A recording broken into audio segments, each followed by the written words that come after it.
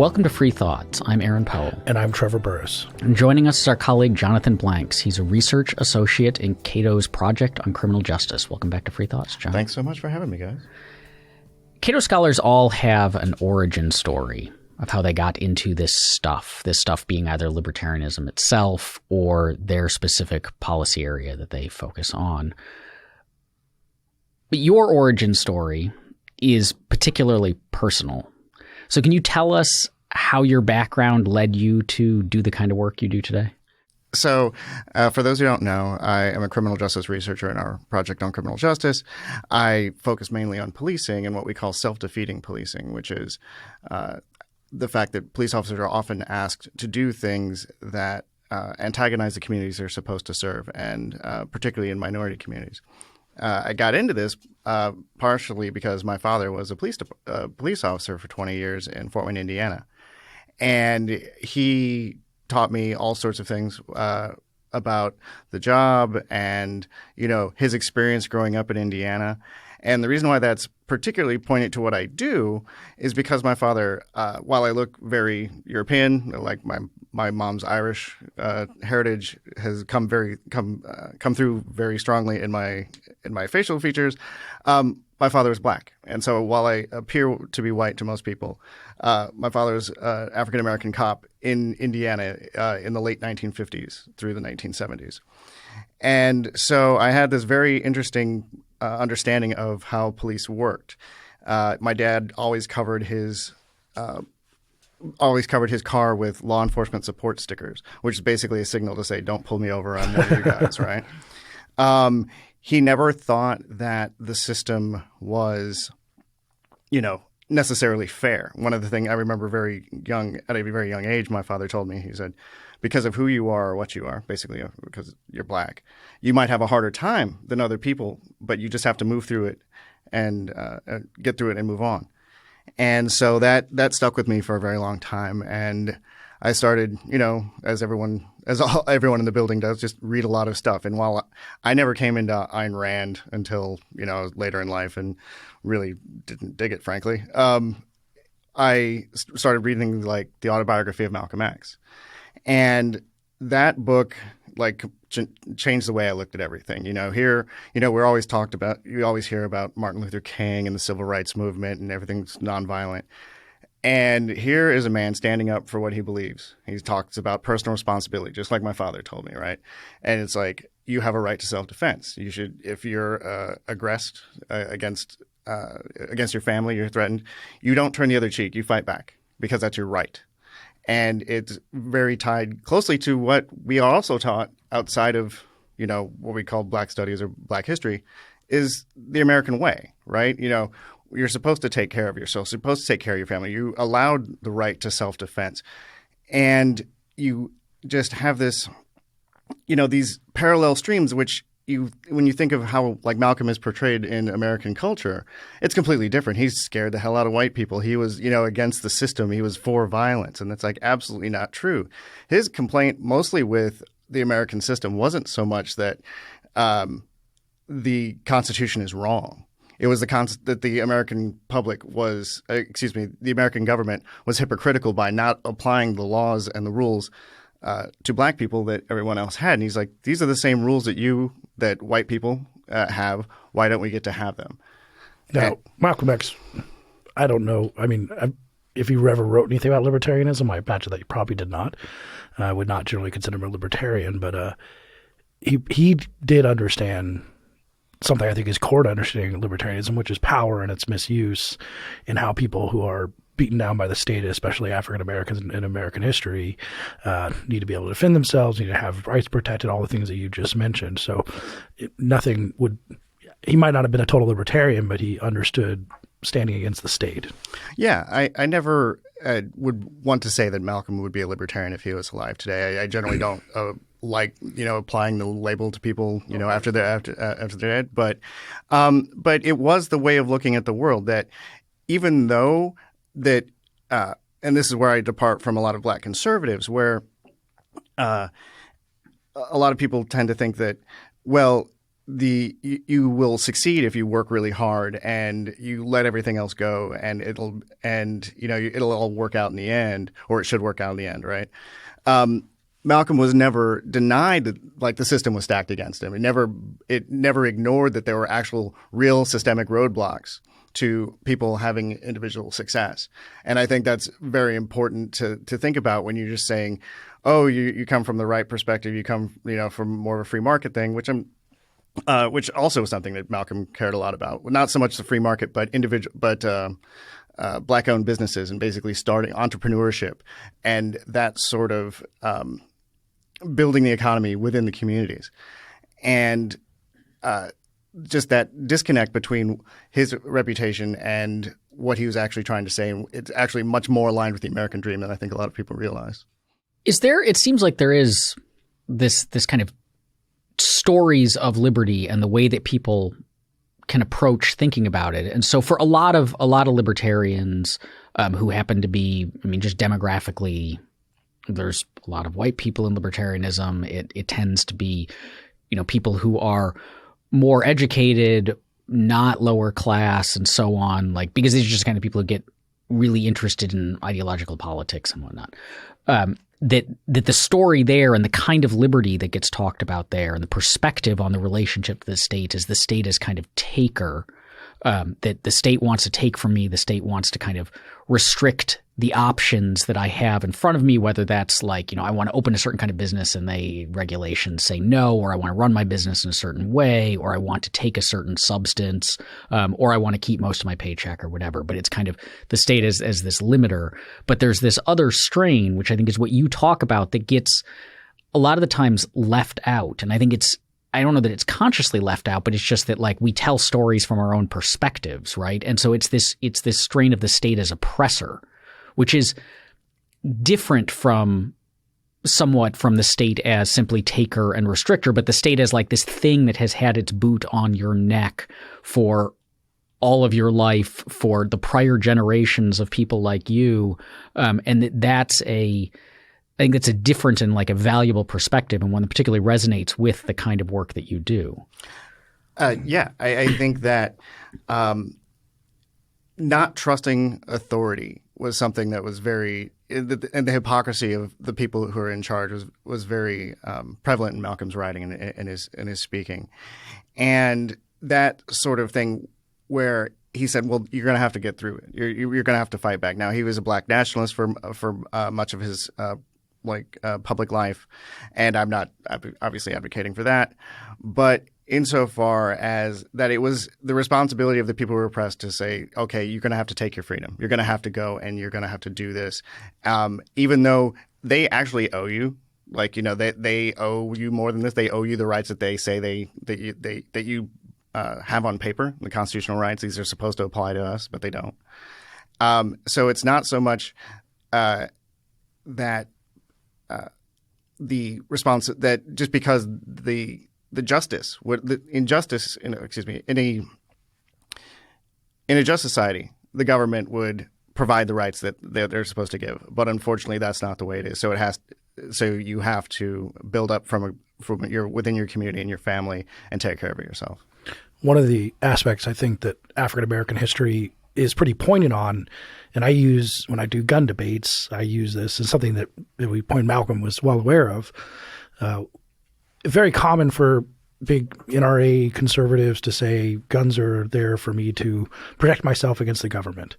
I don't usually make this argument because people regard it as crazy if you're going to fight the U.S. Army.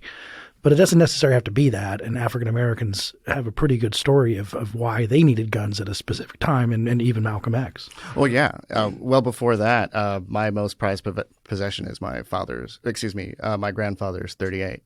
I was told, I was probably in my early 20s, I was at my aunt's house, and it was me and my father and my aunt, and they were telling me about how at the time in Fort Wayne, the black families basically lived in a 3-block area. They had 3 blocks they could live on. And it wasn't by law, but various, restrictive covenants, that sort of thing we can maybe get into later.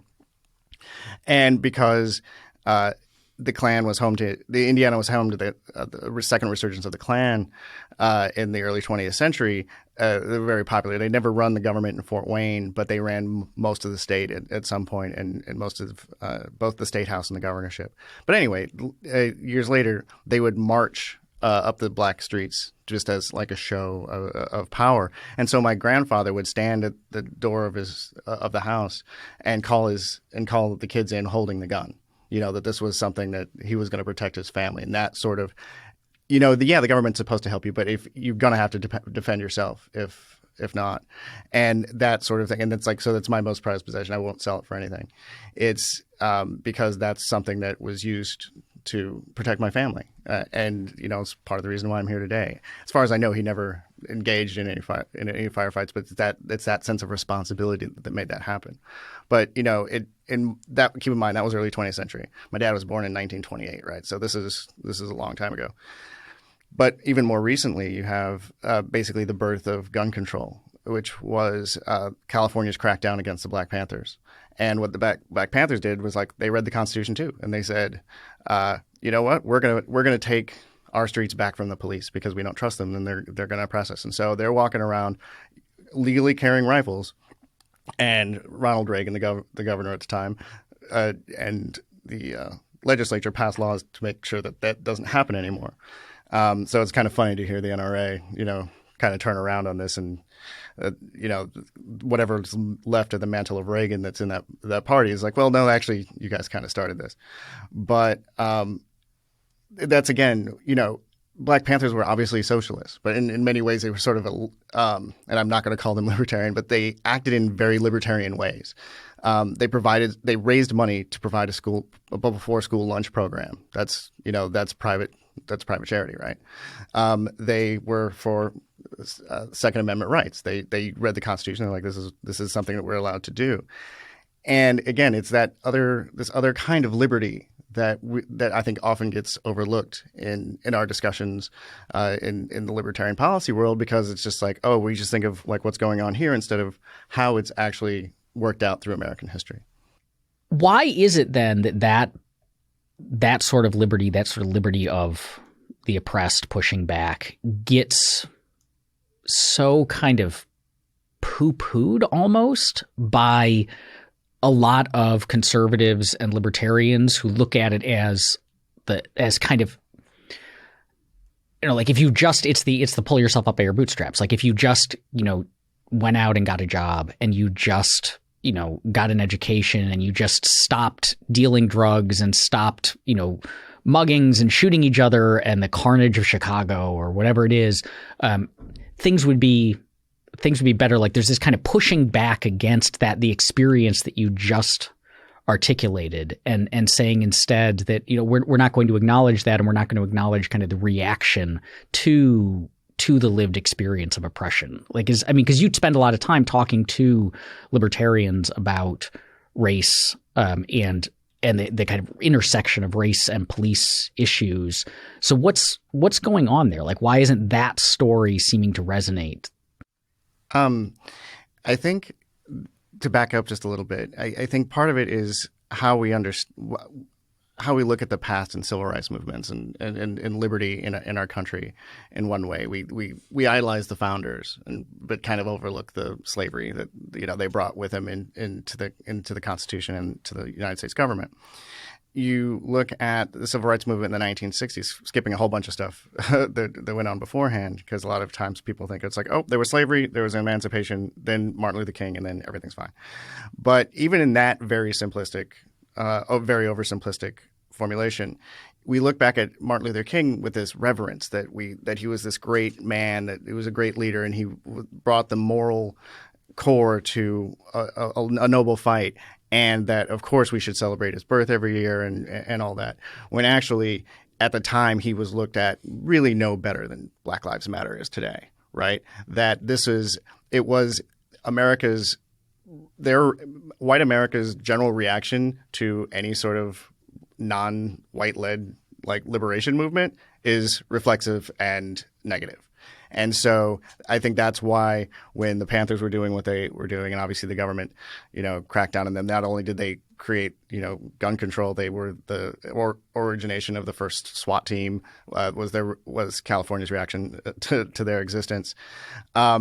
that generally no one wants to kind of wrestle with what our country has done in the name of freedom, the hypocrisy that has been implemented from the government in the name of freedom. Today, I think it's really no different. You're just sort of like, oh, it really can't be that bad. The laws aren't, that bad. I mean, my experience with police is great, but, why? What are they complaining about? I bet you they're just, these kids get shot and, clearly they must be acting up, because it doesn't register that to a lot of people and to white people who live relatively comfortably, that the system could still be screwing individuals as much as it does. I was talking to a guy who's on the other side about traffic stops. We were on a panel together. And I was just talking about how when black people get pulled over, like Philando Castile, for example, got pulled over 49 times before he was shot and killed. He was getting abused before that happened, right? And only one of those, I think, was for a legitimate speeding violation. And I think one was for blowing a stop sign. Everything else, just about everything else he got pulled over for was some really specious violation. Weaving, turn signal. Yeah. That is just really weak stuff. And the idea, he's like, every time he told me, he never really thought of it that way, that, because he's an older white guy, and he was just like, every time a police officer's pulled me over, he had me dead to rights. I was doing something wrong. It never occurred to me that I would be pulled over and harassed for something I didn't do, for no good reason. And so even he, who opines on policing issues pretty regularly, hadn't really occurred to him that there is a different way that both society and the government, and policing in particular, are viewed by people who live completely different lives in this country. You've said before, and I completely agree, that if you wanted to stop certain policing practices and the drug war, for example, or at least mitigate the drug war, it would be good to take the police who go to Anacostia, which is a very African-American neighborhood, and have them go shake down Georgetown for about a week and a half, throw people up against the walls, do some random stops and searches, and you'd find, about as many drugs. It'd be much more cocaine and high-end drugs, perhaps, but you'd find just as many drugs. Then suddenly everyone would say, let's end the drug war. But on that point, I mean, what is the reality in these heavily policed neighborhoods that are in inner city neighborhoods? How are the cops viewed in these neighborhoods? Well, I don't think I ever suggested that the officers go to Georgetown do it, but maybe I said it, but I being facetious. Yes, of course. I don't think they should throw anyone up against the wall, including people in Georgetown. Yeah, exactly. Yes. So you just realize that different neighborhoods in America get policed differently, and the fact of the matter is our cities are very segregated. There's a bunch of reasons going into that. A lot of government policy, whether it was racial zoning in the early part of the 20th century. If you have redlining, which is the use of lending that had city maps and basically demarcated where people of color would live, and they wouldn't support loans there. It would only support loans for black people to live in those areas as opposed to in the white neighborhoods. And so it artificially inflated property values in white neighborhoods and all that. But anyway, the legacy of that segregation exists today. And within that, you have policing in different areas. And in the poor black areas in very many cities in this country, whether it's D.C., Baltimore, Chicago, you have a very aggressive police force that they understand that there is a higher crime area there, and there is violence very often. But instead of doing, putting forth policies that have been proven to work, which is very often something along the lines of just high visibility policing, where you're just there, but you're not, actively harassing people. But it's really hard to measure, right? And so part of this gets into how a police department works, where they get measured on, output, just like pretty much every other job that you have. And if you're just standing there or just sitting there, there's nothing to show for it. And so what you got to do is you make contacts, and they say, that this is getting intelligence, from the community, and they don't mean it to be harassing necessarily, but that's what ends up happening, right? And they start talking to people, and they ask them, it's like, you don't mind if I search your car? Do you mind if I search you for weapons or whatever? And so people are being stopped for very little, very minor, hardly almost made up reasons sometimes, and they resent it. And so they're shaken, when New York City stop and frisk happened years ago, where at 1 year they stopped more young black men in New York than lived there. That means they were stopping a lot of guys multiple times. That's harassment, straight up. And that there's no, redress from that because it's policy. It's not, they didn't violate the Constitution. I mean, depending on as it currently stands. As it currently stands, yeah. Right. So there is very little redress. And so police have eroded whatever trust in those communities. And so when violence does happen, there was a 10-year-old girl shot in D.C. In summer of last year. And, they had, television interviews with people in that neighborhood. Was like, we're not going to cooperate with the police because it's just like talking to another gang. It was like, we don't know what happened, but even if we did, we wouldn't talk to them. And that's a broken relationship where you're basically punishing people for being young and black because that's who gets stopped more often than not. And you're not actually solving the crimes that are actually making those places worse places to live. And so it's just a vicious cycle that perpetuates problems within those communities. Is that then the answer to, a lot of particularly conservatives look at this and say, but the reason the police are, to use your word, harassing people in these neighborhoods, the reason that they're pulling over black drivers, the reason that they have a stronger presence there than they do in Georgetown is because that's where the crime is. Like you look at, there's maps of DC that have dots for wherever there was a shooting, and it's all concentrated in the Northeast in Anacostia, which happens to be the predominantly black neighborhood of DC, that black Americans are overrepresented in prisons for violent crimes. So that's just kind of, that's what happens when people are more violent. So, how do you respond to that, and how does that fit into this narrative? Is it all simply this kind of cycle of the cops are harassing people, and it makes people don't want to trust the cops, and the oppression kind of breeds discontent that manifests in certain ways? Are there, what's going on there? Because it does, from an outsider's perspective, you look at it and you're like, well, yeah, these areas are more violent. Yeah, so two different things going on. The first part where you're saying, the officers are there because that's where the crime is. That's true. But it's being able to say, all right, and so I think, yes, of course, you do police Georgetown, which is a rich white shopping district, differently than you police Anacostia. But that doesn't mean anything you do in the name of that policing in Anacostia is okay. And because, as Trevor alluded to earlier, where it's like they're not stopping kids and pulling guns on them and asking them for consent to search them at gunpoint, they're not doing that in Georgetown because they would never get away with it. But the Supreme Court says, well, it's still legal, and so you have this separate, unequal policing that's going on there that that is judicially tolerated. So it's the style and the sort of lack of substantive rights that exist in those high crime areas. And the second part, the reasons why there is more violence in black communities and that sort, very often, not in every single one and all that. Even when the reasons are complicated. You've got histories of oppression. You've got legacies of segregation. You have lack of access to transportation. You've got, substandard schools, all these different things. Drug war, the drug war, policing. I was trying to all the things that are beyond, not that, okay. That are not that. And then you add the imposition of hostile policing and a delegitimization of what their rights are, of what they think their rights are supposed to be, right? The system doesn't work, and then they leave their neighborhood and come into Chinatown, and all of a sudden cops are going to be on them, just like, what are you doing around here, and all that sort of stuff. They get trailed wherever they go. You get trailed in the mall. They get trailed, in stores. So it's not just a government thing. It's just like they get treated as a foreigner in their own city. And not that you should treat foreigners like that, but you know what I'm saying.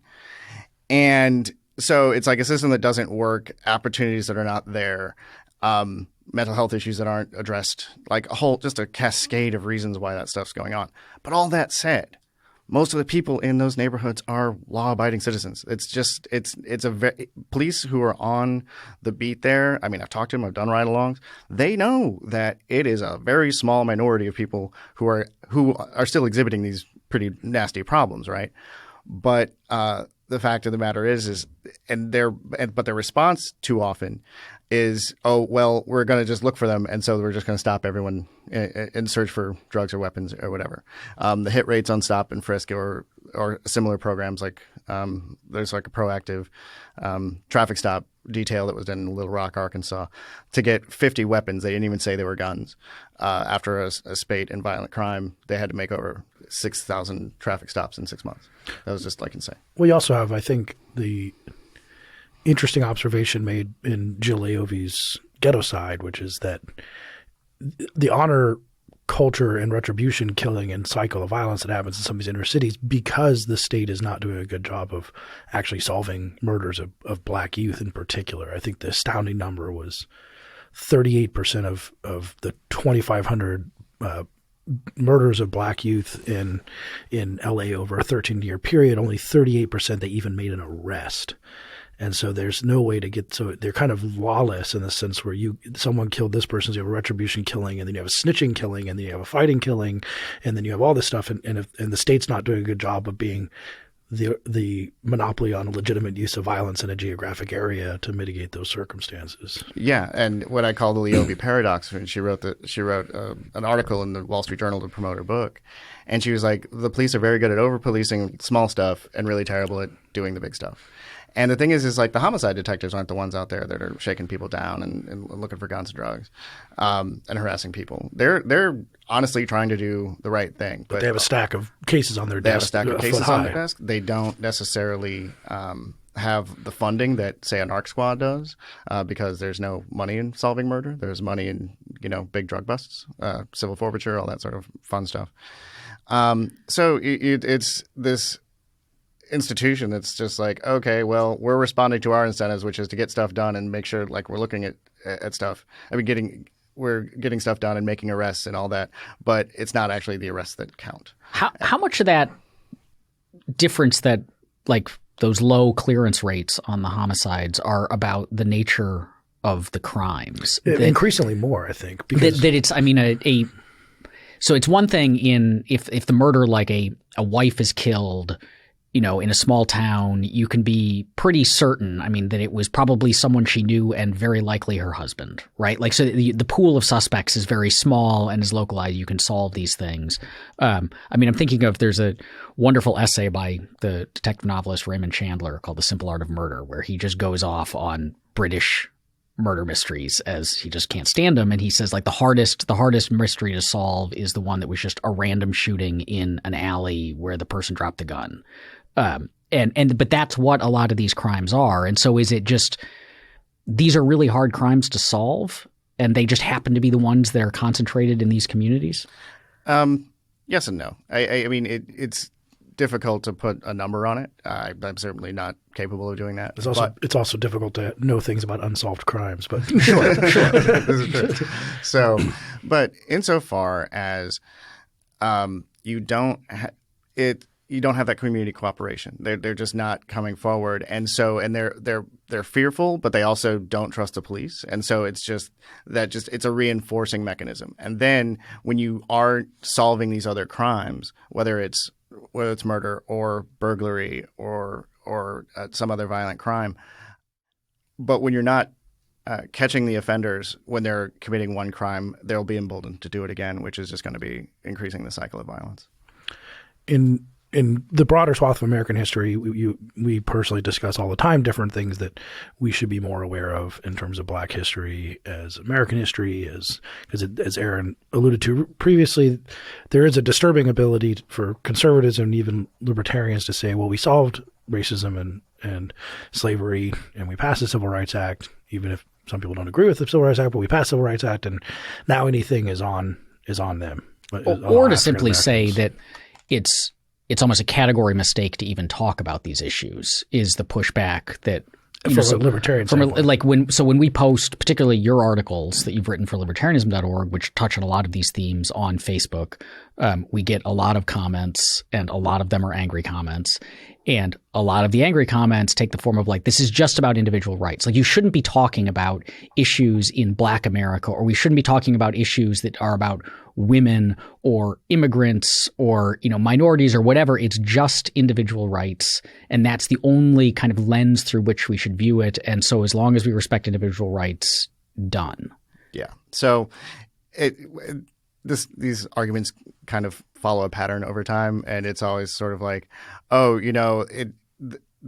conceit is, well, if we stop focusing on the fact that they're Black and people like Al Sharpton stop telling people that they're being oppressed, they will not know it.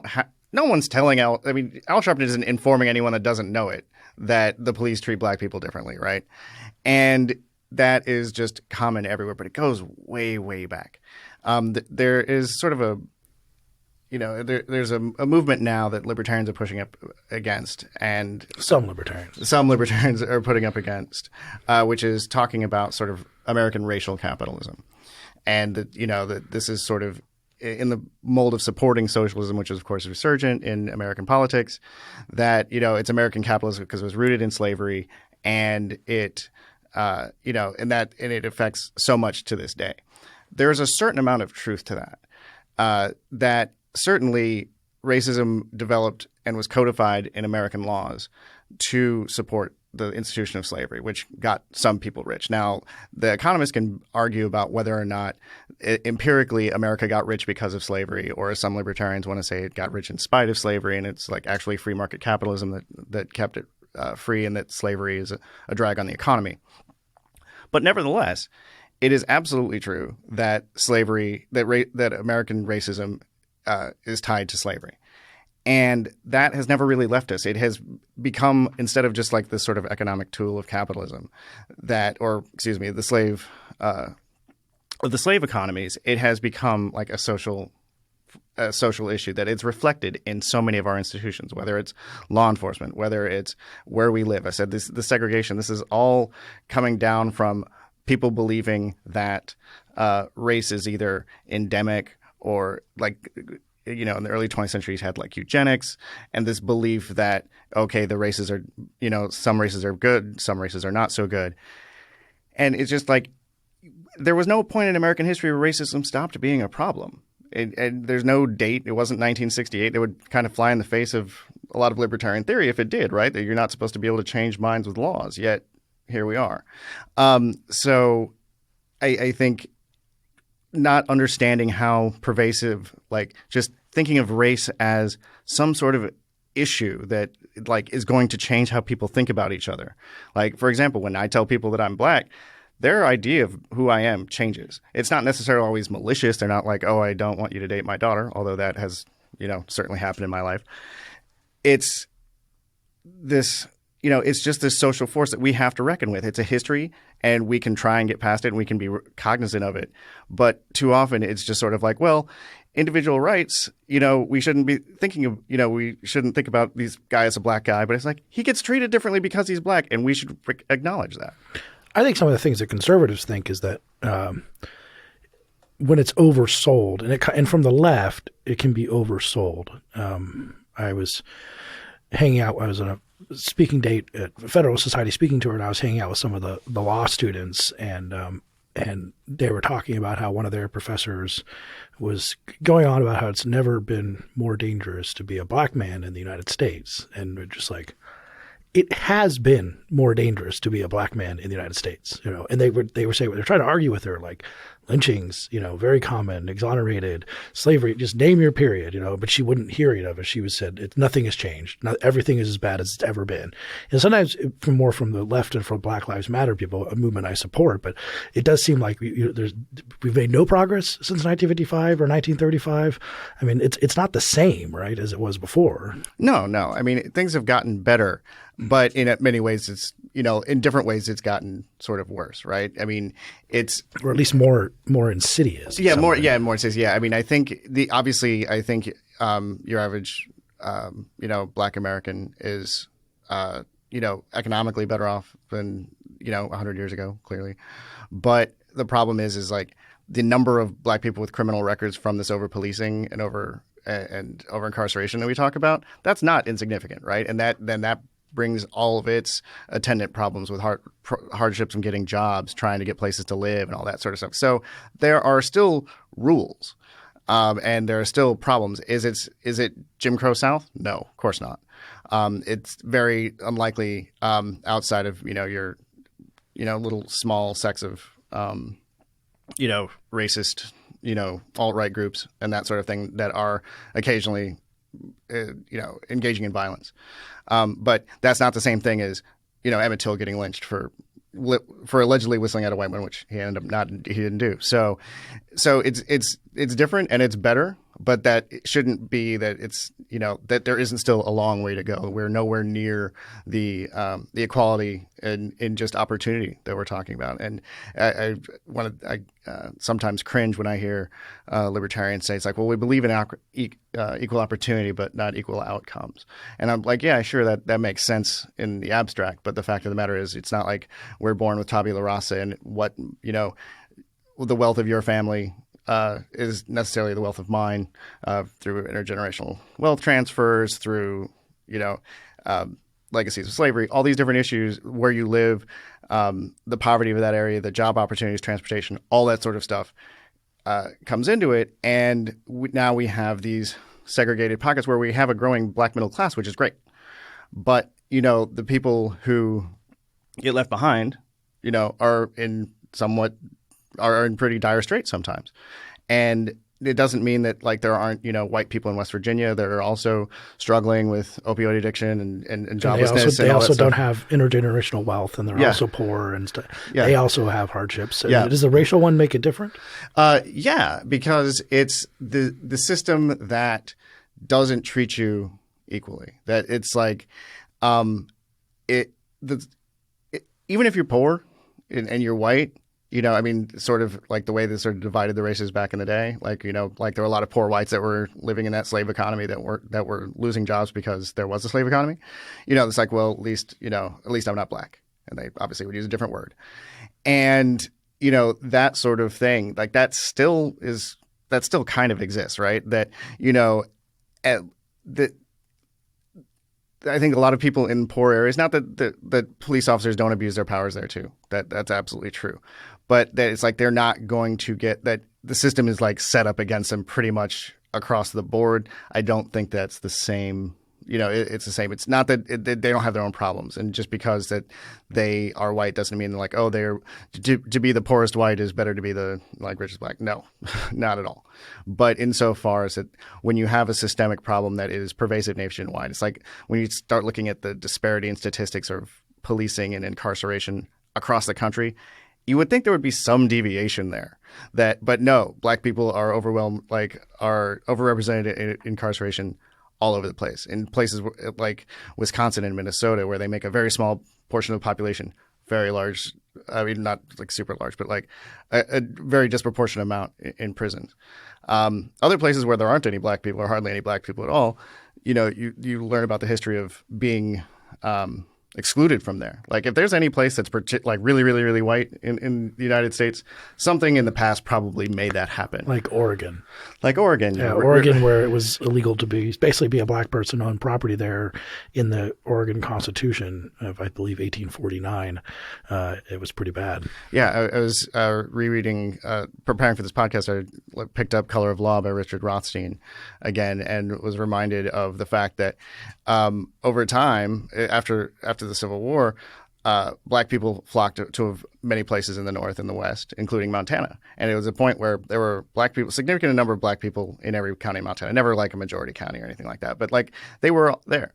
And then over time, they got squeezed out. And to the point where it's like, I think in the capital of Montana, it's like 0.5% now, even though it used to be like 3.5%, 4%.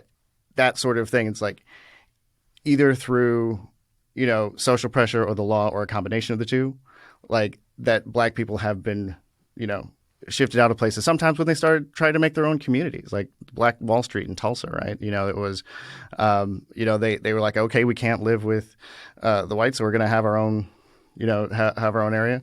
The white people bombed it and burned it to the ground and killed a lot of people. That sort of thing, those legacies survive.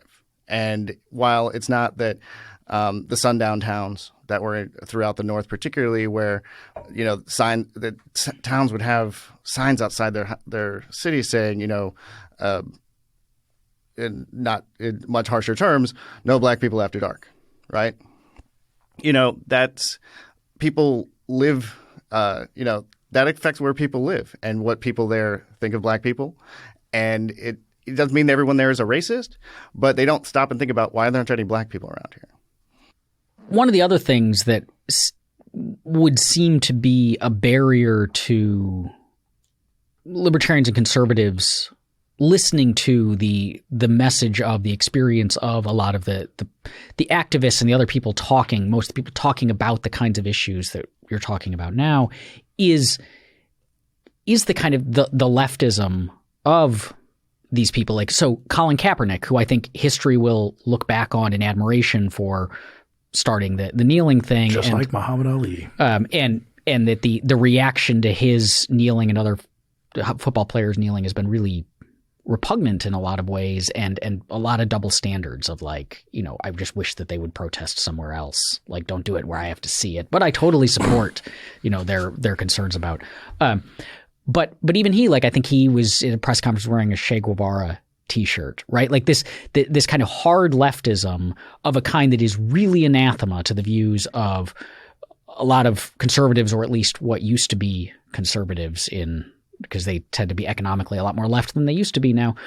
But a lot of libertarians in particular seems to go hand in hand with much of this stuff. So you said like the Black Panthers were socialists. And so on the one hand, like it seems to be confusing that you would, if you're people who have really experienced how degrading and oppressive the state can be, that you then think we should turn over more control to it over our economic lives and other things, seems like an interesting possible dissonance. But also like just that connection, like that we want to listen to you, but you're also saying that we should abolish the free market, and that we should do all these things that like we in our libertarian hearts know would be incredibly damaging to everyone. Yeah, right.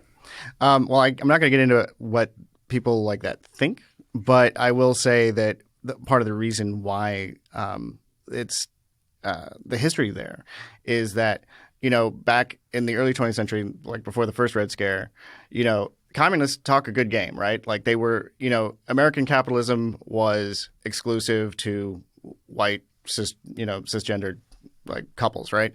And mostly the men, because the women mostly stayed home and did the cleaning and all of that. The communists, on the other hand, were like, oh, we believe in racial equality. We believe that the reason why people call communist pinkos was it was a gay slur.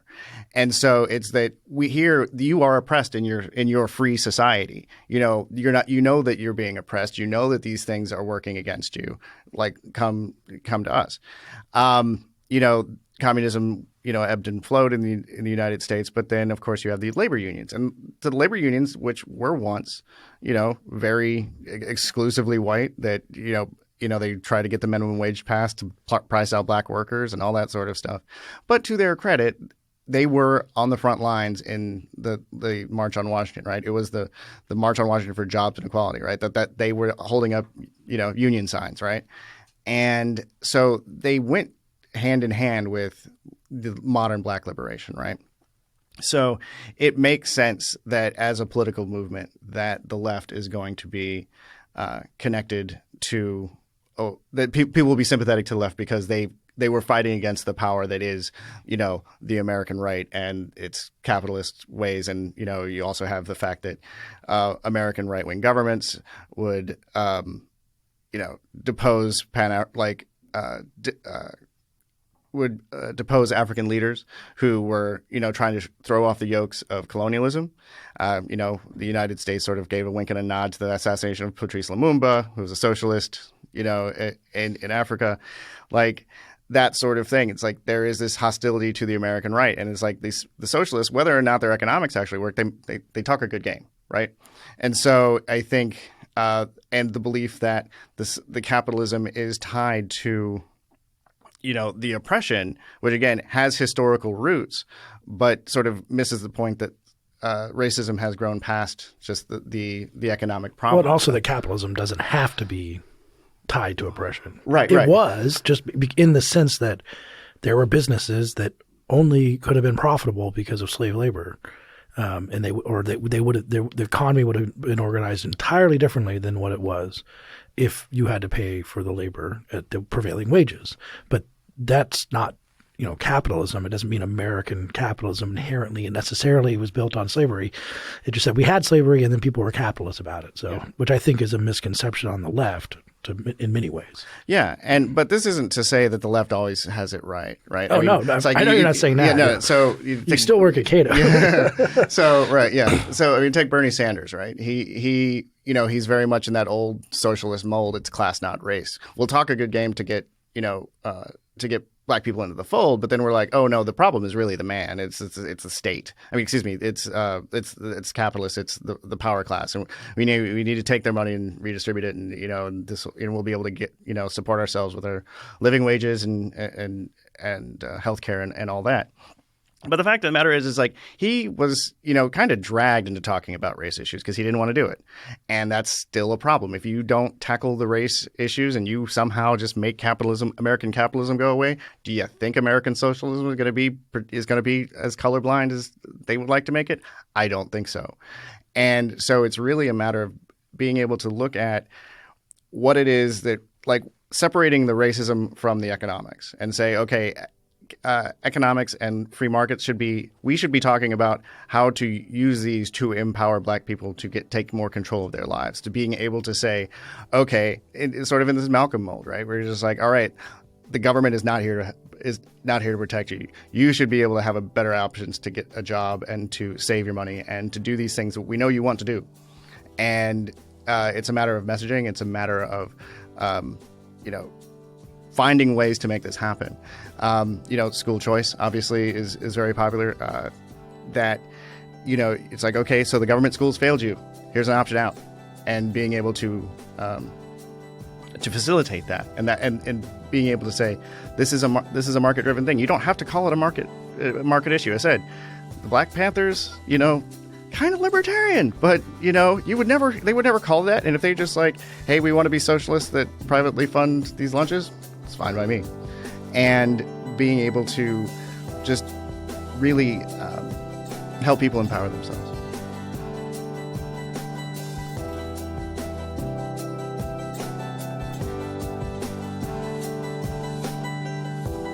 Thanks for listening. Free Thoughts is produced by Tess Terrible. If you enjoy Free Thoughts, please subscribe to us on iTunes or wherever you get your podcasts.